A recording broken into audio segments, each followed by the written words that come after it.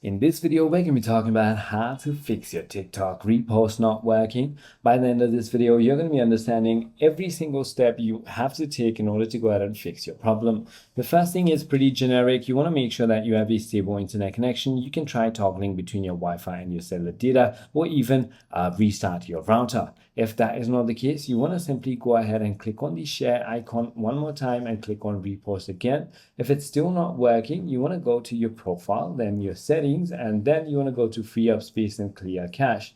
Always make sure that you have the latest version of the TikTok application installed. You can go to your App Store or Play Store depending on the device you're using and update it on time. You can also try closing the application completely and reopen it, or you could also try restarting your phone. Sometimes what happens is that the TikTok servers could be down. You can go to downdetector.com and search for TikTok to see if there are any server related problems and simply try reposting again. If none of it works, try uninstalling and reinstalling the application.